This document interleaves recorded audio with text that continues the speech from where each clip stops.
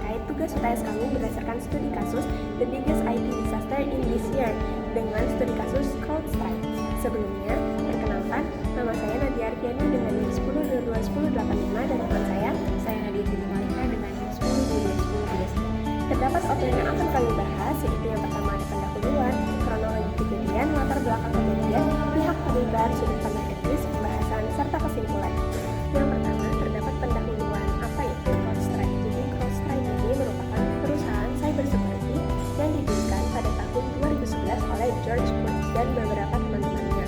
Nah, di era digitalisasi seperti sekarang ini, serangan cyber itu sudah tidak asing lagi di telinga pengguna teknologi atau perusahaan.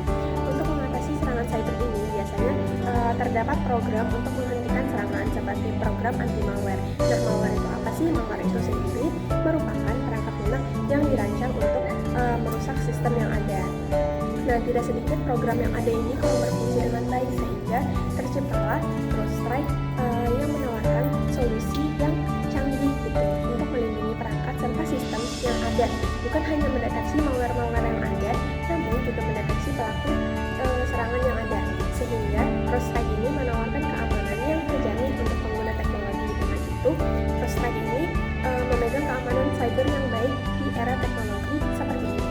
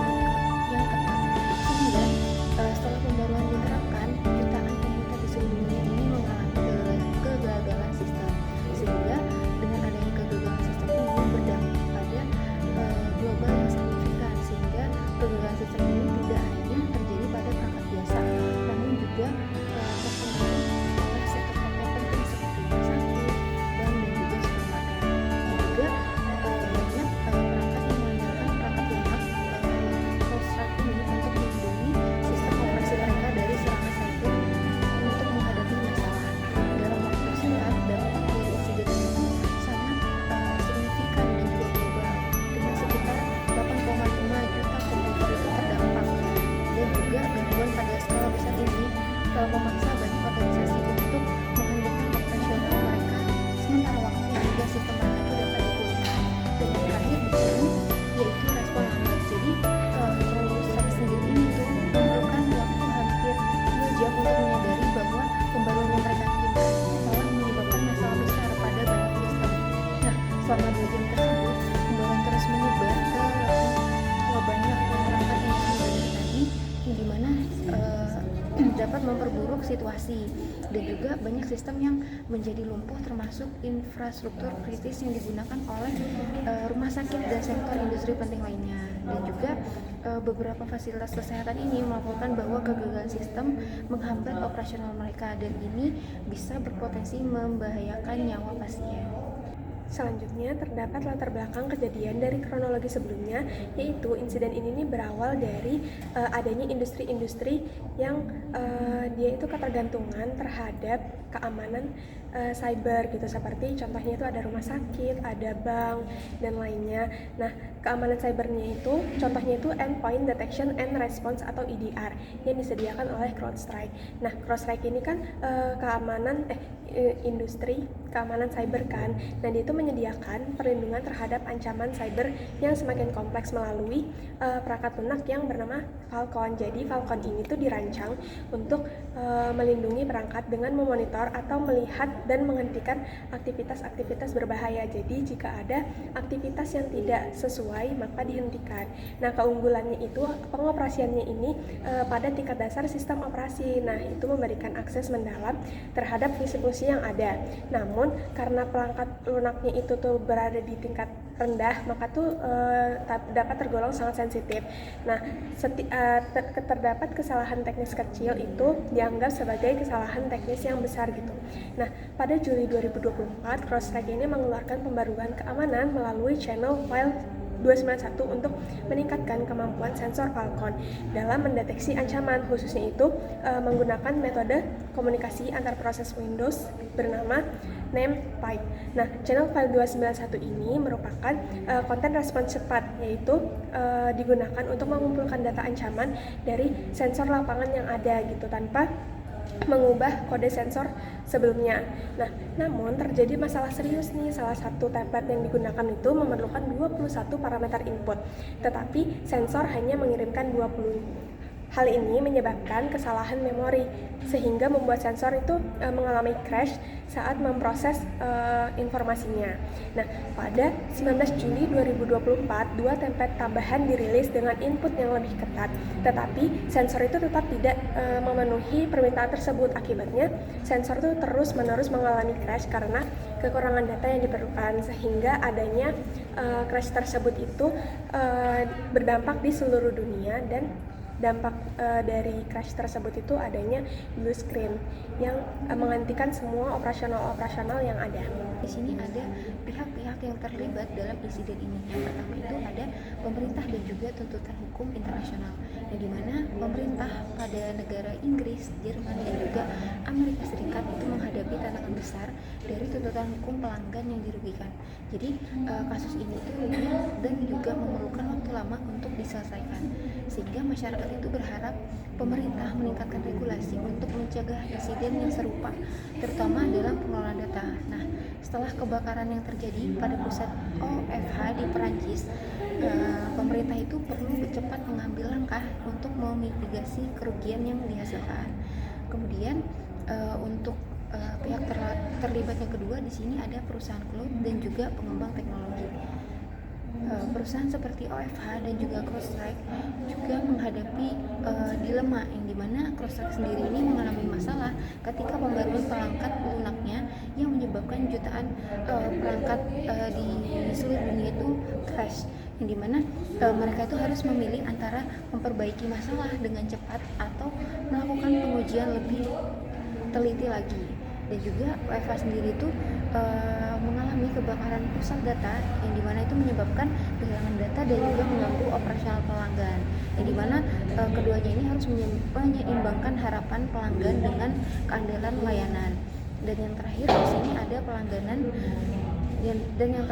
ada pelanggan dan juga konsumen teknologi, yang dimana pelanggan di sini merupakan pihak yang paling terdampak, yang dimana mengalami kerugian operasional dan juga finansial karena kegagalan sistem ini, yang dimana mereka itu harus mengelola risiko kehilangan data dan sering merasa tidak memiliki kontrol, sehingga solusinya itu pelanggan sendiri itu bisa mencari layanan tambahan untuk melindungi data atau menggunakan penyedia layanan yang lebih andal lagi. Selanjutnya terdapat sudut pandang etis. Di sini kami menggunakan 6 lensa etik. Yang pertama itu ada lensa hak. Nah, pengguna CrowdStrike ini termasuk organisasi besar seperti rumah sakit dan bank. Nah, memiliki hak untuk menerima layanan yang andal dan aman. Nah, ketika pembaruan perangkat lunak itu menyebabkan sistem mereka itu gagal atau crash, hak-hak pelanggan ini dilanggar gitu. Jadi CrowdStrike ini harus menjaga kepercayaan dan kualitas produk untuk melindungi hak-hak dari pengguna. Nah, yang kedua itu ada lensa keadilan. Nah, keadilan ini di sini berarti setiap pelanggan harus diperlakukan secara adil gitu. Namun dalam insiden ini, pembaruan perangkat lunak ini tidak diuji dengan baik sebelum disebarluaskan. Banyak pelanggan yang dirugikan karena produk yang tidak diuji secara memadai. Jadi jam operasionalnya itu sangat terganggu. Nah, yang ketiga itu ada lensa utilitarian. Nah, pendekatan utilitarian ini berfokus pada penciptaan hasil terbaik untuk sebanyak mungkin orang. Namun, dalam kasus ini tujuan pembaruan perangkat lunak untuk meningkatkan keamanan justru merugikan lebih banyak orang daripada yang dibantu gitu. Jadi selanjutnya Yang keempat itu ada lensa kebaikan umum. Nah, kebaikan umum di sini tuh mengacu pada kesejahteraan kolektif masyarakat yang bergantung pada sistem dan layanan yang ada. Ketika pembaruan perangkat lunak itu gagal, ini tuh merusak kepercayaan publik terhadap teknologi yang telah diciptakan gitu, karena pamornya kan sudah bagus gitu. Nah, selanjutnya yang kelima ada lensa kebajikan. Nah, etika kebajikan ini berfokus pada tindakan yang mencerminkan karakter moral yang baik.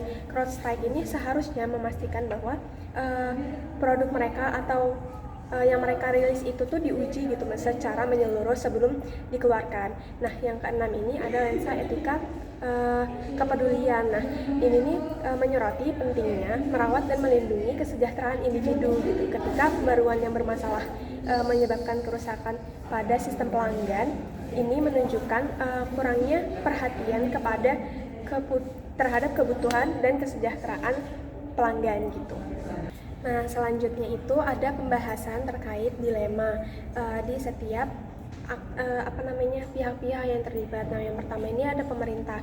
Nah, dilema utama pemerintah ini ada pada tanggung jawab hukum terhadap insiden kelalaian besar yang dihasilkan gitu. Mereka ini harus menangani tuntutan hukum yang meningkatkan akibat insiden ini, seperti kebakaran pusat data OVH di Prancis. Nah, pemerintah ini menghadapi tekanan untuk menyeimbangkan antara memberikan keadilan bagi para korban dan menjalani proses hukum yang panjang sambil mempertimbangkan bagaimana nih dampak ekonomi yang lebih luas nantinya. Nah, selanjutnya perusahaan ini perusahaan penyedia layanan cloud dan pengembang teknologi seperti CrowdStrike itu. Nah, perusahaan seperti OVH dan CrowdStrike ini menghadapi dilema terkait standar operasional dan keamanan mereka. Mereka itu harus memilih antara memperbaiki kerusakan dengan cepat dan memperlambat proses untuk melakukan pengujian lebih mendalam. Dalam kasus kegagalan perangkat lunak CrowdStrike yang terjadi ini, perusahaan ini harus menyeimbangkan tanggung jawab teknis dan ekspektasi pemangku kepentingan yang sudah dijelaskan gitu sebelumnya. Nah, selanjutnya itu terdapat pelanggan dan konsumen teknologi seperti bank, rumah sakit, dan lainnya itu. Nah, pelanggan ini mengalami kerugian langsung dari gangguan layanannya. Nah, tetapi seringkali tidak memiliki kendali penuh atas keputusan yang diambil oleh perusahaan penyedia layanan.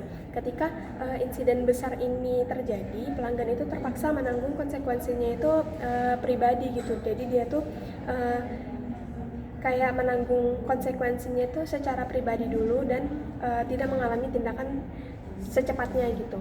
Nah, selanjutnya itu terdapat konflik of interest-nya. Nah, konflik antara pemerintah dan perusahaan teknologi itu, jadi pemerintah itu tuh ingin melindungi kepentingan publik dengan menegakkan regulasi yang ketat gitu. Sementara perusahaan teknologi seperti OVH dan CrowdStrike ini tuh ingin mengurangi dampak hukum dan finansialnya.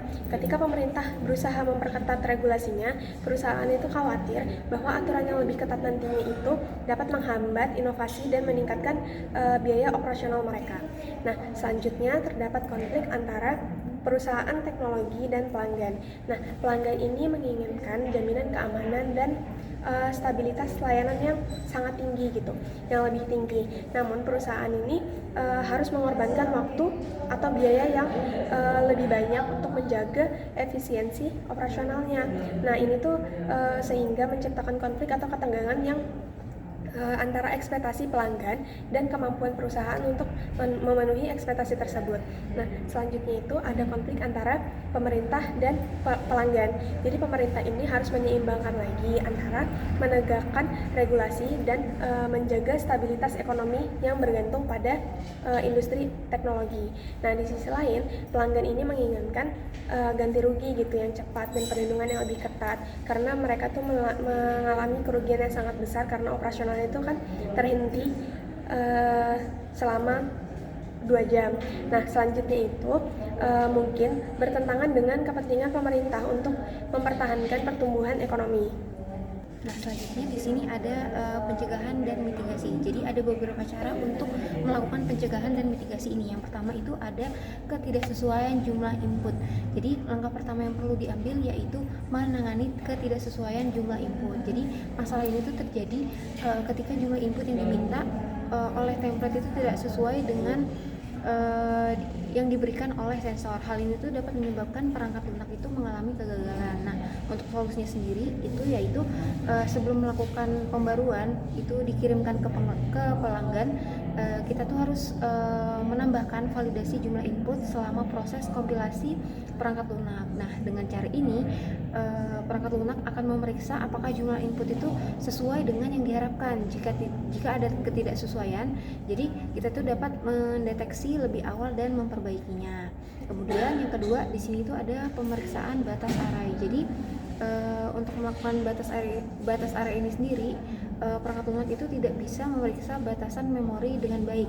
Sensor itu bisa membaca data yang salah atau bahkan mencoba mengakses memori di luar batas yang seharusnya. Nah, sehingga untuk solusinya sendiri itu harus menambahkan pemeriksaan batas array saat perangkat lunak dijalankan. Hal ini itu akan memastikan sensor itu hanya membaca data yang diizinkan sehingga mencegah terjadinya crash pada sistem. Hal ini itu sangat penting untuk menjaga kestabilan dan juga keamanan untuk sistem yang kedepannya nanti. Kemudian yang ketiga di sini ada pengujian yang memadai. Jadi salah satu penyebab utama masalahnya yaitu pada pengujian yang tidak cukup teliti. Pada awalnya pengujian itu hanya melakukan atau menggunakan wildcard untuk input ke-21 sehingga masalah itu terlewat. Jadi untuk solusinya sendiri itu harus memastikan bahwa pengujian yang dilakukan itu harus dilakukan secara menyeluruh, dan juga hal ini tuh termasuk menggunakan kriteria pencocokan yang tepat dan juga spesifik, bukan hanya pada wildcard saja. Dan juga pengujian yang lebih ketat ini dapat membantu menemukan masalah sebelum pembaruan dirilis ke pelanggan dan juga mengurangi resiko kegagalan. Kemudian selanjutnya di sini ada kesalahan pada validator konten, yang dimana kegagalan perangkat lunak untuk mengenali bahwa template yang digunakan itu kurang, sehingga untuk solusinya sendiri itu perlu menambahkan pemeriksaan tambahan pada konten validator ini. Jadi validator itu harus diperbarui agar dapat memverifikasi apakah setiap template itu memiliki input yang benar dan sesuai dengan perangkat tersebut dirilis. Dengan cara ini masalah itu seperti input tadi yang kurang itu dapat dideteksi lebih awal lagi. Kemudian selanjutnya di sini ada penerapan bertahap untuk pembaruan. Jadi untuk sebelum melakukan pembaruan diterapkan ke semua sistem, kita tuh dapat menguji pada sejumlah perangkat kecil terlebih dahulu, yang dimana terdapat keuntungannya yaitu jika ada masalah pada sistem yang terpengaruh itu hanya sedikit saja, dan kemudian untuk memperbaiki masalah tersebut itu dapat dilakukan sebelum pembaruan itu disebarkan secara luas sehingga dapat mengurangi dampak negatifnya. Kemudian ada kontrol pelanggan terhadap pembaruan ini. Jadi langkahnya itu memberikan kontrol kepada pelanggan terhadap pembaruan. Jadi CrowdStrike ini sendiri itu menawarkan opsi agar pelanggan itu dapat memilih kapan dan juga bagaimana pembaruan itu diterapkan, dan juga terdapat beberapa manfaat diterapkan dengan adanya opsi ini, yaitu pelanggan itu dapat menyesuaikan waktu pembaruan sesuai dengan kebutuhan operasional mereka. Hal ini tuh dapat membantu mencegah gangguan pada sistem dan juga memberikan kesempatan kepada pelanggan untuk merencanakan dan juga memitigasi resiko yang mungkin muncul nantinya. Dengan langkah-langkah pencegahan ini, kita tuh lebih siap menghadapi tantangan di masa depan. Jadi setiap langkah itu memiliki peran dan juga dalam menjaga kestabilan dan juga keamanan sistem. Nah, selanjutnya di sini ada 5 proses dalam pengambilan keputusan etis. Yang pertama itu ada mengembangkan pernyataan masalah. Jadi di sini tuh kita perlu memahami masalah utama, yang dimana masalahnya sendiri itu terletak pada klien teknologi seperti kebakaran di pusat data OVH dan juga kegagalan perangkat lunak CrowdStrike ini sendiri. Jadi insiden ini tuh menyebabkan kerugian bagi pemerintah dan juga perusahaan teknologi dan juga pelanggan yang menggunakan teknologi tadi. Jadi pemerintah di sini tuh harus menghadapi tekanan hukum, dan juga perusahaan harus memperbaiki masalah, dan juga pelanggan ini itu tuh menderita akibat kehilangan data tanpa kontrol atas solusi. Jadi inti dari masalah ini tuh adalah tanggung jawab, keamanan, dan juga resiko dan teknologi yang digunakan tadi. Kemudian yang kedua, di sini ada mengidentifikasi alternatif. Jadi setelah memahami masalah yang tadi, langkah selanjutnya yaitu menemukan solusi. Nah, beberapa alternatif yang bisa dipertimbangkan itu, yang pertama itu ada memvalidasi jumlah input perangkat lunak sebelum kompilasi. Kemudian yang kedua itu ada menambahkan mekanisme untuk memeriksa batas array. Kemudian yang ketiga itu melakukan pengujian lebih teliti lagi sebelum pembaruan perangkat lunak itu tadi dirilis. Dan juga yang keempat itu ada menerapkan pembaruan itu secara bertahap. Dan kemudian yang terakhir di sini ada memberikan kontrol lebih terhadap kepada pelanggan atas pembaruan. Selanjutnya di sini ada memilih alternatif. Jadi setelah mengidentifikasi alternatif yang dapat dilakukan tadi, jadi kita tuh harus memilih solusi mana yang paling efektif di antara lainnya. Jadi misal kita memilih validasi input itu dan juga pemeriksaan batas array itu untuk mencegah masalah teknis di masa depan, serta menerapkan pembaruan secara bertahap untuk meminimalkan dampak kesalahan terjadi. Jadi pemilihan itu harus mempertimbangkan dampak terhadap pihak lain dan juga kesesuaian solusi. Nah, selanjutnya di sini ada menerapkan keputusan. Jadi setelah memilih alternatif terbaik, kita tuh harus segera menerapkan. Jadi jika kita memutuskan untuk menambah validasi input dan pengujian yang lebih mendalam lagi, perusahaan itu perlu memperbaiki proses pengujian dan juga mengkomunikasikan perubahan kepada pihak terkait termasuk pelanggan. Dan yang terakhir di sini ada mengevaluasi hasil. Jadi menilai keberhasilan solusi yang diterapkan. Jadi kita di sini tuh perlu memastikan bahwa validasi input dan pemeriksaan batas array itu berhasil dalam mengatasi masalah teknis, serta melihat apakah pelanggan tadi itu masih mengalami gangguan apa tidak. Jika tidak ada, maka perbaikan kita harus meninjau kembali masalah dan mempertimbangkan alternatif lain untuk memperbaiki sistem di masa depan. Nah, di sini terdapat kesimpulan yang ada berdasarkan analisis kami. Nah, bahwa insiden yang terjadi pada CrowdStrike ini nih menimbulkan beberapa konflik gitu antara pemerintah juga, perusahaan teknologi juga. Perusahaan teknologi ini yaitu CrowdStrike-nya gitu, dan pelanggan yang memang membutuhkan keamanan cyber gitu yang lebih tinggi. Nah, pemerintah ini juga ingin melindungi masyarakat nih dengan baik gitu, melindungi hak-hak masyarakat ini sebagai pengguna sistem tersebut dengan baik gitu. Nah, perusahaan ini juga harus memperbaiki masalah sambil menjaga reputasinya.